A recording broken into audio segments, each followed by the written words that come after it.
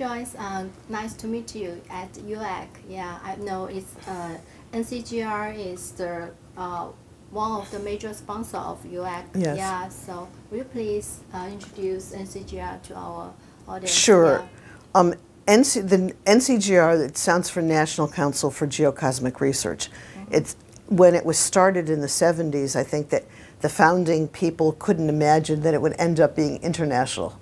So one of the things that makes NCGR different than other organizations is that in addition to having a national structure where you get publications from and newsletters, and like we have 2 journals a year, we have 4 what we like shorter magazines that you get by email. The journals are mailed.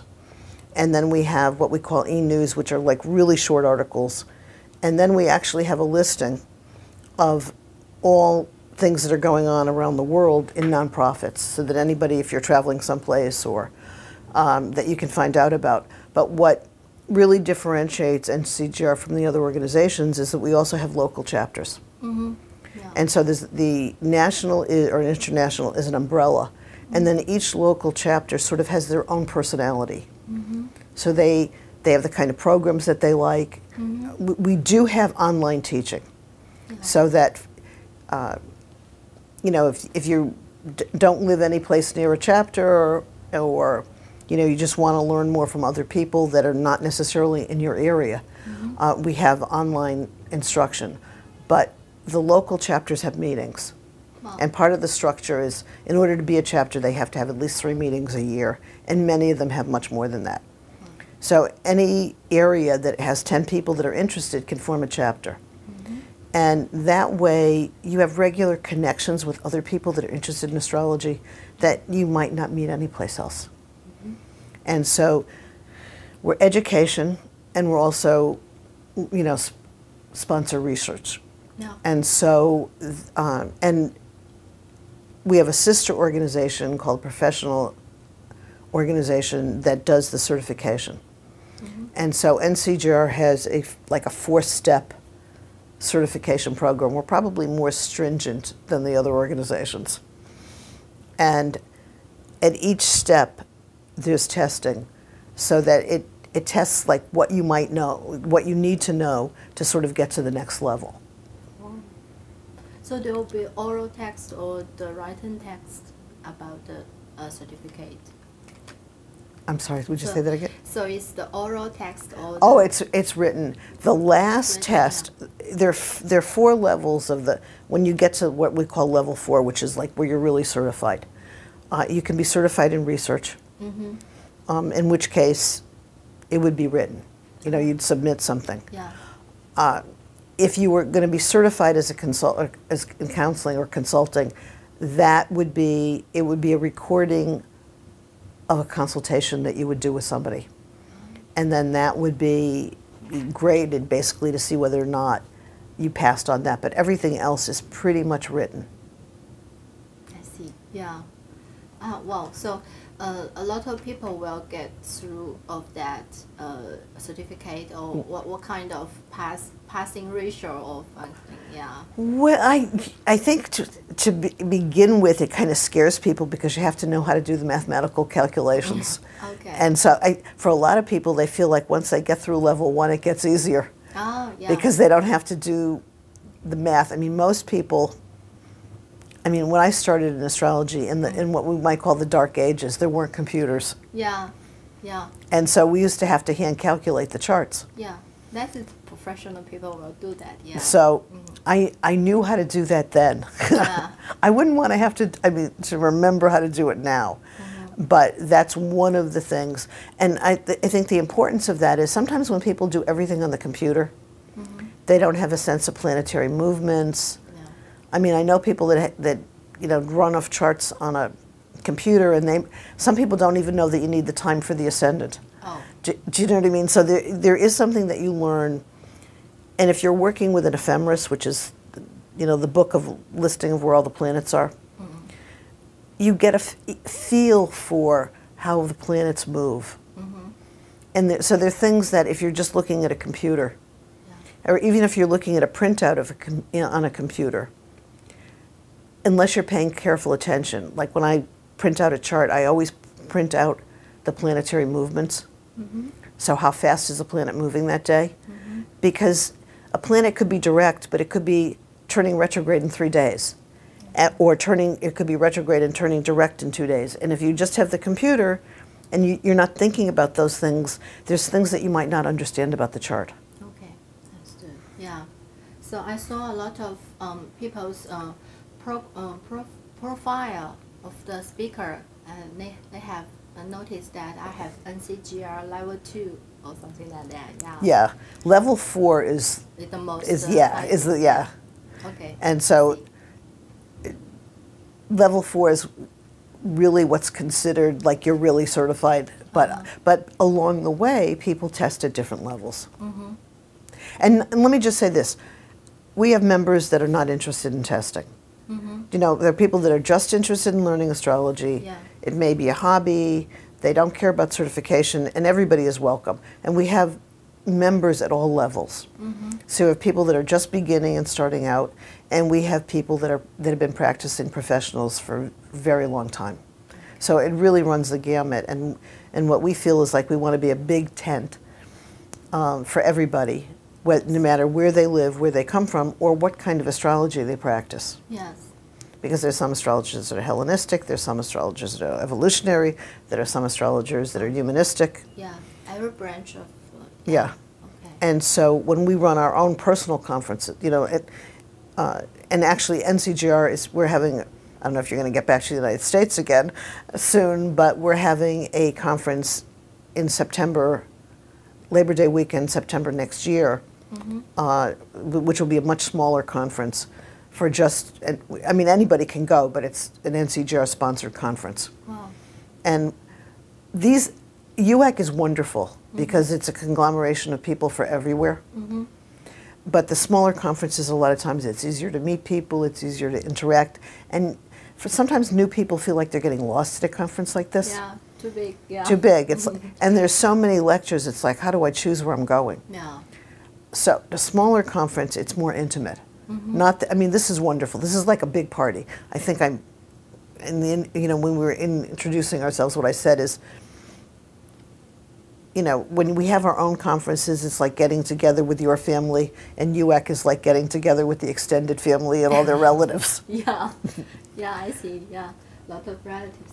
So also, it's quite interesting to notice the logo of NCGR. That is the sun and moon and yin and yang. It's like a Tai Chi in Chinese culture. So yes, and that was the logo that we have had actually since the organization started. I can't, as chair, I can't take any credit for that. It was done long before me. Wow. But the idea is the blending of the yin and the yang. Oh, yeah, it's quite I think it's cosmology or something. Yeah. It's kind of Oh, okay, so it's so matched to the Chinese philosophy. Yeah. Okay, so would you please give some tips to our audience if someone wants to know what's coming through about horoscope and what will be going on? Yeah. Okay, well, let me just say this. In terms of your chart or my chart or individual people's charts, there are the major cycles that are going on in the world, and then there's what's happening to you and me. They're not the same. Yeah, sure. Yeah. And so a planet in a particular time affects the universe in a particular way, but at this point in time, it may or may not be affecting you. But we just had Uranus move into Taurus, and Saturn and Pluto are in Capricorn, and Neptune is in Pisces. And so the Saturn and Pluto usually brings out, quote, the dark side of a sign. And so Pluto in Capricorn, you know, since it's gone in there, we've had the financial crisis, but Capricorn is also nationalism. Yeah.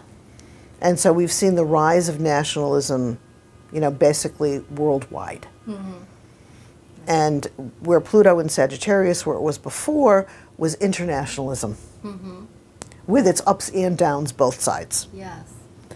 And Saturn is in Capricorn also, and these two planets, or these two major planets, are in Capricorn, which is a very conservative sign. And so I don't know what people's politics are, but I'm not particularly conservative in my politics. So it's not pleasant to see the world, in a sense, turning more inward and also becoming more hierarchical. Yeah. On the other hand, Neptune is in Pisces, which is, I think that what you see is a lot more interest in spirituality in the last few years, a lot more interest in astrology, a lot more interested in meditation and metaphysics, which the sign that Neptune is in gets idealized. Yeah. And the other thing that we see, and I don't know how much of this you see in China, is I don't know if you're aware of, like, Bill Gates, who was the head of Microsoft, started giving away your money. Yeah. So giving, all of these extremely rich people giving away, making pledges to give away half their income or their money in their lifetime. And that's the other side of, so we have the Pluto in Capricorn, which is, the power structure taking too much power. And then we have Neptune in Pisces, which is, in a sense, the concern for the less fortunate, the charitable giving, the compassion, and also the rise of spirituality. Yes. And with Uranus, which just entered Taurus, it is, Taurus is earth, and Taurus is money. Oh, yeah. Okay? And so, I do think we're going to see changes in the financial system. Again, it'll affect each country differently. Yeah. I don't know whether it's going to be cryptocurrencies or Bitcoin or, yeah. The blockchain. I'm not a techie person, but a lot of new things. But yeah, I think that it will really be the digital revolution in terms of money. Yeah. But unfortunately, with a lot of that can also become more cyber attacks, more people stealing your money online out of your bank. And so that's the downside of those things. Yeah. And so we have a lot more years of all of these cycles to go. And typically, particularly with Neptune and Pluto, when they're about in their halfway mark or a little past their halfway mark in a sign, what they're doing gets stronger. It's almost like they've had time to get their feet wet, they get settled in the sign and their power comes out. And so I think that that's why we're seeing so much destructiveness with the Pluto in Capricorn. And also, on the again, in the opposite side with the Neptune in the middle of Pisces, that we're getting calls from the press, young people are interested in astrology now.